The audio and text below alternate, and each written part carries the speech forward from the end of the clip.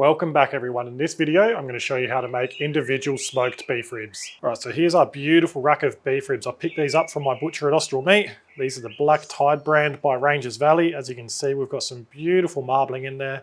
And the reason I want to slice these up and smoke them individually is because I haven't done it in a very long time. I want to see how good of an end result we get and how much it speeds up the cooking process as well. So get yourself a nice sharp knife. As usual, I'm using my Victorinox. So we're just going to slice in between the bones and make these individual ribs. Alright, so this end one here is quite a bit thinner than this one here, so this is obviously going to take less time to cook. And they don't really need too much trimming. It's a nice coverage of fat on top. And if you've been watching my beef rib videos, you know I've been leaving them untrimmed for the whole cook. So these are looking awesome. No trimming required. So let's season them up. Alright, so nice and simple. Just going to give them a light coat in some yellow mustard, which is going to help our rubs stick to the meat. Alright, and then if you've got a favourite barbecue rub, go ahead and use that, but I'm going to be using a combination of my steak shooter spicy and beef bounce.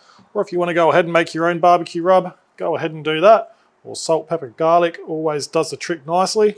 I'm just going to go down with a base coat of my steak shooter spicy, and then I'm going to top it off with my beef bounce just to get a nice bark on top. Alright, now these can sit for 15 to 20 minutes while we set our smokers up. Alright, so I've said smokers because I figured while we've got 3 individual beef ribs, I can use 3 different smokers, show you the different setups on those 3 smokers, and we can also see if any of those 3 smokers are going to produce a better end result. So the 3 smokers we're going to use today is the drum smoker, the Weber kettle, and the pellet smoker. Alright, so the pellet smoker, super quick and easy to set up. We're just going to open the lid to our hopper and fill it up with some pellets. And then we'll shut our lid, turn it on, rotate the knob to select our cooking temperature, which is going to be 120 Celsius or 250 Fahrenheit. Then we'll let that go through its preheating cycle and get up to temperature, which will take around 15 minutes. Alright, and then for our Weber kettle, we're going to use the snake method. So we'll take our lid and cooking grate off. Alright, so for the snake method, you want to be using briquettes as they're all the same size and shape. And whatever briquettes you're using, I like to go a row of 2 down the bottom. And you want to just stack them up in a domino fashion like so. And because this isn't going to be a very long cook, say 4 to 5 hours max for an individual smoked beef rib, I'm just going to be building this snake halfway around our charcoal grate, and that should give us around 6 hours burn time. But if you're unsure, you can always make your snake longer than it needs to be, and then at the end of the cook, you can just shut your vents down, kill the oxygen, and then you can use any leftover charcoal in your next cook. Alright, now if you're using larger briquettes, you can just go a single stack through the middle, but because these briquettes are quite small, I like to go a row of 2 on top as well. Alright, now our snake's done, we just want to light some briquettes to go at the start of our snake. Alright, now our blackjack's still dirty, so we'll use that to light our briquettes. So we'll get a fire lighter down and light it up. And then I've just got 10 briquettes in our charcoal chimney. We'll get over the top. Alright, and then for the drum, we're going to open the lid, take our cooking grate off, remove our heat deflector, get some briquettes in our charcoal basket.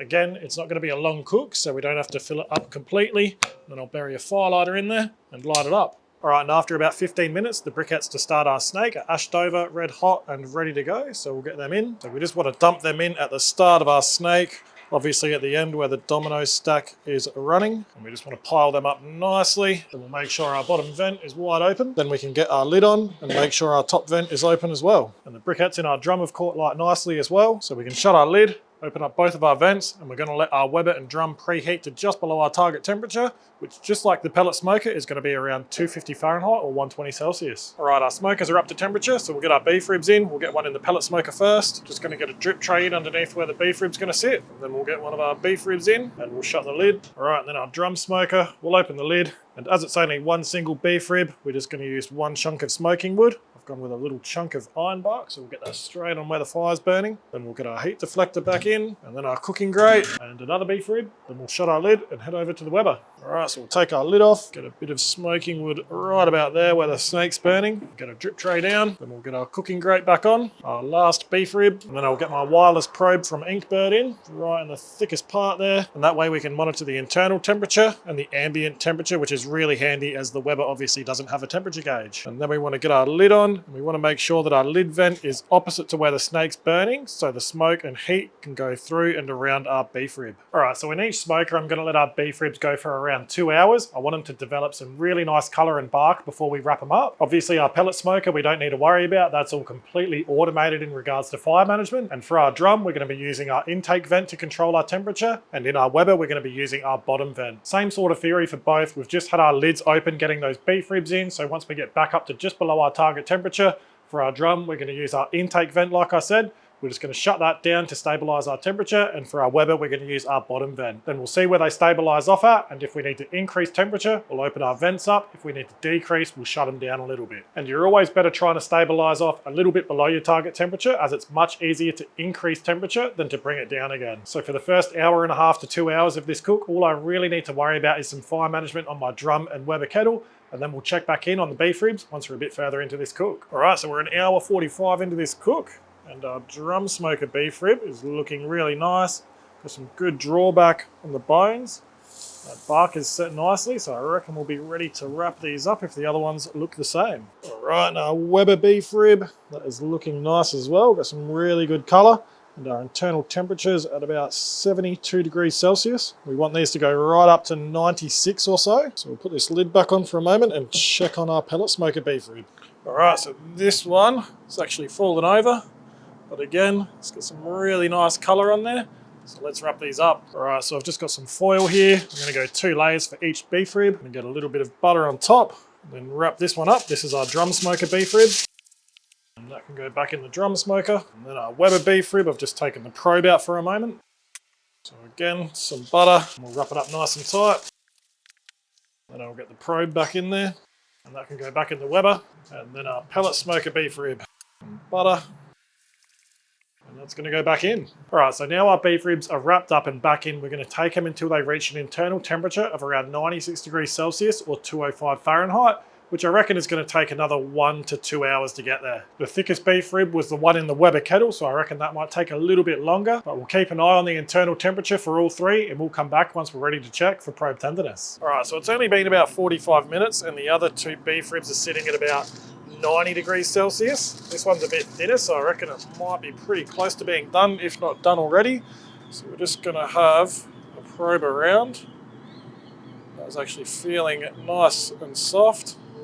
That's right around that 205 Fahrenheit or 96 degrees Celsius mark. So it's only just a 2.5 hour cook. And we've got a nice tender beef rib already. We can go ahead and get this one out. All right, so I'm just gonna let this one steam off for a few minutes, then I'll wrap it back up and we'll let it rest for a while. Right, and around 15 minutes after our pellet beef rib is done, I reckon our drum smoker one and Weber one should be ready as well. That is feeling nice and soft and right around that internal temperature we want to be at. So again, same thing, I'm going to get this out, let it steam off, and then wrap it up to rest it. And then our Weber beef rib, and that one is right around the money as well, so we'll do the same thing. All right, so we've got our 3 beef ribs here. We've got our drum smoker, our pellet smoker, and our Weber kettle one. What I'm going to do is just take a thin slice off each, and then we'll have a taste. All right, so we'll start with our drum smoker. Great flavour, good tenderness. Good smoke flavour. All right, and then our pellet smoker beef rib. It's actually got quite a nice little smoke ring on it. Let's have a taste. Definitely not as much of a smoke flavour. Still good texture, good tenderness. And that's still a very enjoyable beef rib. Let's try the one from the Weber. Definitely picking up a stronger smoke flavour. Definitely not as strong as a drum. If I had to pick a winner, it would definitely be the drum smoker. I definitely like the smoke flavour that's produced in that beef rib. All right, and some of you are probably wondering what I'm going to do with this beef rib meat, so I'm going to show you. All right, so I've just pulled one beef rib apart, which we're going to use in a moment. And then the other 2 leftovers, I've just knocked off the bone. As you can see, juicy as, nice and tender. I'm going to put these in a vac seal bag, vac seal them up, and then we can use that in a future video. I can go into so many other things like pizza toppings, nachos, tacos, into pies. Just so handy to have in the freezer, and I don't ever waste any leftovers. So if you don't have one, get yourself a vac sealer.